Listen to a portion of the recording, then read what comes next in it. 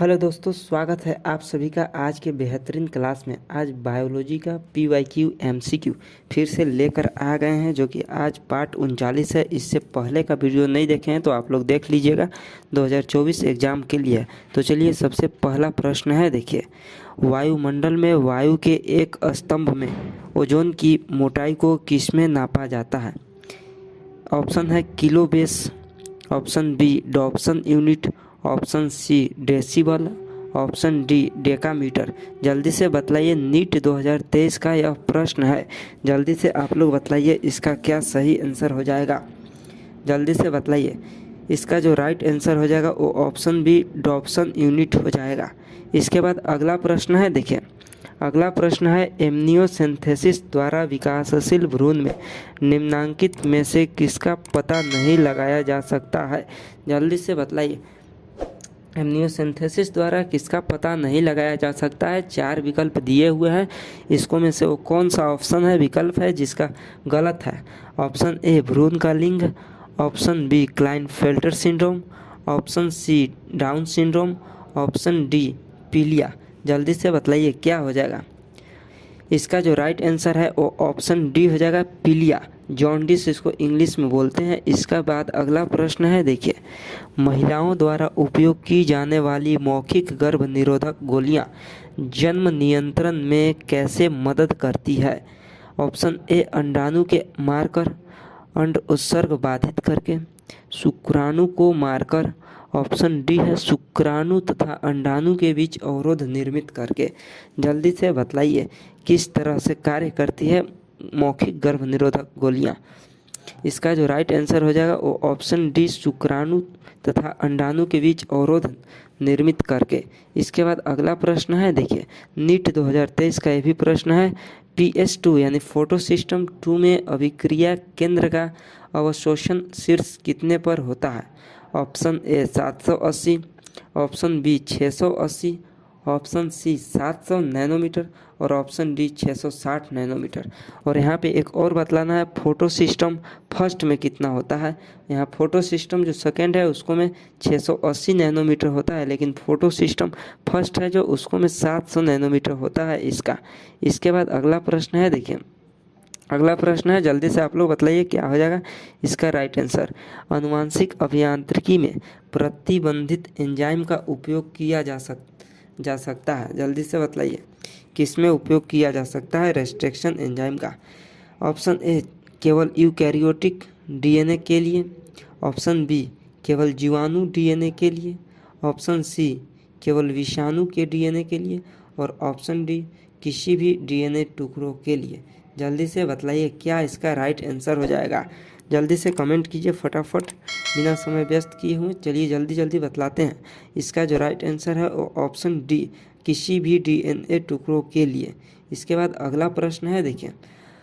मरुद्भिद पौधे की पत्तियों की विशेषता है। मरुद्भिद पौधे के पत्तियों की क्या विशेषता है बतलाइए। एपिडर्मिस की एक परत, निचली एपिडर्मिस पर धंसे रंध्र, भारी छल्ली या दोनों, बी तथा सी दोनों। जल्दी से बतलाइए इसकी क्या विशेषता है। इसकी जो विशेषता है वो निचली एपिडर्मिस में धंसा रंध्र होता है। इसके बाद अगला प्रश्न है, देखिए। अगला प्रश्न है, एक झील में पादप प्लवक बहुतायत में इनमें उगते हैं। ऑप्शन ए लिम्नेटिक जोन में, ऑप्शन बी प्रोफंडल जोन में, ऑप्शन सी लिटोरल जोन में, ऑप्शन डी बेंथिक क्षेत्र में। जल्दी से बतलाइए क्या हो जाएगा। इसका जो राइट आंसर है वो ऑप्शन ए लेमनेटिक जोन में। इसके बाद अगला प्रश्न है, देखिए। अगला प्रश्न है यहाँ पे, ह्यूमरल इम्यूनिटी किस में होता है? जल्दी से बतलाइए ह्यूमरल इम्यूनिटी किस में होता है। Option A T lymphocyte, option B B lymphocyte, option C L lymphocyte और ऑप्शन डी P लिम्फोसाइट। बतलाइए किस में होता है ह्यूमरल इम्यूनिटी। और यहाँ पे एक और है, सेल मेडिएटेड इम्यूनिटी किस में होता है, इसको भी बतलाना है। जल्दी से बतलाइए। ह्यूमरल इम्यूनिटी B लिम्फोसाइट में होता है और जो सेल मेडिएटेड इम्यूनिटी होता है ये T लिम्फोसाइट में होता है। इसके बाद अगला प्रश्न है, देखिए। निम्न में से कौन सा क्रॉस 3:1 के फिनोटाइपिक अनुपात को दर्शाता है? फिनोटाइपिक अनुपात 3:1 होना चाहिए। कौन दर्शाता है, देखते हैं। इसका राइट आंसर ऑप्शन बी होता है। देखते हैं कैसे। यहाँ पे देखिए capital A, small B, small B, और यहाँ देखिए कैपिटल ए इससे बाहर निकल जाएगा। यहाँ पे 1 मिनट, यहाँ पे देखिए जो कैपिटल है इसको में वो बाहर निकल जाएगा, और इसको में स्मॉल भी यहाँ पे बाहर निकल जाएगा। इसको में भी कैपिटल ए और स्मॉल भी बाहर निकलेगा, कैपिटल ए स्मॉल बी। इससे अब क्रॉस करता है, यहाँ पे देखिए कैपिटल ए, फिर इसका क्रॉस इसके साथ तो कैपिटल ए स्मॉल बी, फिर इसका क्रॉस इसके साथ होता है तो कैपिटल ए स्मॉल बी, और फिर इसके साथ होता है तो स्मॉल बी। यहाँ पे देखिए कैपिटल ए यहाँ पे 3 है और यहाँ पे स्मॉल बी, यानी कि 3:1। यहाँ पे देखिए ऑप्शन नंबर बी ऑप्शन वाला सही हो जाएगा। इसके बाद अगला प्रश्न है, देखिए NIF जीन्स संबंधित है, निफ जीन्स किससे संबंधित है, जल्दी से बतलाइए। अमोनिफिकेशन से, नाइट्रिफिकेशन से, नाइट्रोजन स्थिरीकरण से, या फिर वियमनीकरण से, जल्दी से बतलाइए। निफ जीन्स किससे संबंधित है। यहाँ पे 4 विकल्प है, हिंदी इंग्लिश दोनों में है। जल्दी से बतलाइए, और आप लोग जल्दी से वीडियो को लाइक कीजिए और ज़्यादा से ज़्यादा दोस्तों के पास शेयर कीजिए। इसका जो राइट आंसर है वो ऑप्शन सी, नाइट्रोजन स्थिरीकरण। इसके बाद अगला प्रश्न है, देखिए अगला प्रश्न है यहाँ पे, 1 मिनट दोस्तों। हाँ, अगला प्रश्न है, देखिए यहाँ पे युग्मक कभी संकर नहीं होते हैं, यह कथन है। किसका कथन है, जल्दी से बताइए। किस नियम का कथन है कि युग्मक कभी संकर नहीं होते हैं। ऑप्शन ए प्रभाविता के नियम का, ऑप्शन बी यादृच्छिक निषेचन के नियम का, ऑप्शन सी पृथक्करण के नियम का, और ऑप्शन डी है स्वतंत्र संकलन के नियम का। जल्दी से बतलाइए। यहाँ पे हिंदी इंग्लिश दोनों मीडियम में है, आप लोग जल्दी से बतलाइए आपको जो आसान लगता है। इसका राइट आंसर जो है वो पृथक्करण के नियम हो जाएगा। इसके बाद अगला प्रश्न है, देखिए अगला प्रश्न है वृष्ण से स्रावित होने वाला हार्मोन है। 2021 में पूछा हुआ प्रश्न है, वृष्ण से स्रावित होने वाला हार्मोन क्या है।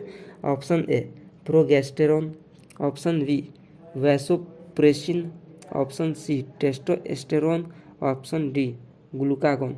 जल्दी से बतलाइए, और जो चैनल पर नए हैं जल्दी से सब्सक्राइब कर लीजिए। इसका आंसर जो हो जाएगा वो ऑप्शन नंबर सी हो जाएगा, टेस्टोस्टेरोन। अगला प्रश्न है, यहाँ पे देखिए अगला प्रश्न है बाह्य निषेचन क्रिया होती है, किस में होती है बाह्य निषेचन की क्रिया, जल्दी से बतलाइए। ऑप्शन ए मछली में, ऑप्शन बी सरीसृप में, ऑप्शन सी पक्षी में, ऑप्शन डी स्तनपायी में। जल्दी से बतलाइए किस में होता है, जल्दी से बतलाइए दोस्तों। इसका क्या हो जाएगा, बाह्य निषेचन की क्रिया किस में होता है, जल्दी से बतलाइए। आप सभी का बिल्कुल सही ऑप्शन ए आ रहा है, सभी लोग का ऑप्शन ए मछली में आ रहा है, बिल्कुल सही है। इसके बाद देखिए अगला प्रश्न है अगला प्रश्न है आवृत बीजियों में बनने वाला प्राथमिक भ्रूणपोष केंद्रक होता है। आवृत बीजी में बनने वाला प्राथमिक भ्रूणपोष केंद्रक होता है। ऑप्शन ए अगुणित, ऑप्शन बी द्विगुणित, ऑप्शन सी त्रिगुणित, और ऑप्शन डी चतुर्गुणित। जल्दी से बतलाइए। यहाँ पे आवृत बीजी एंजियोस्पर्म में पूछा हुआ है, प्राथमिक भ्रूणपोष कैसा होता है, जल्दी से बतलाइए, जल्दी से बताइए क्या होता है। आप सभी का ऑप्शन 3 पे आ रहा है, 3 यानी कि त्रिगुणित, बिल्कुल सही है, त्रिगुणित ही होता है। इसका राइट आंसर ऑप्शन सी हो जाएगा, त्रिगुणित। इसके बाद अगला प्रश्न है, देखिए डार्विन का सिद्धांत आधारित है, डार्विन का सिद्धांत किस पर आधारित है, जल्दी से बतलाइए। ऑप्शन ए उत्परिवर्तन पर, ऑप्शन बी उपार्जित लक्षण पर, ऑप्शन सी प्राकृतिक चयन पर, ऑप्शन डी इनमें से कोई नहीं।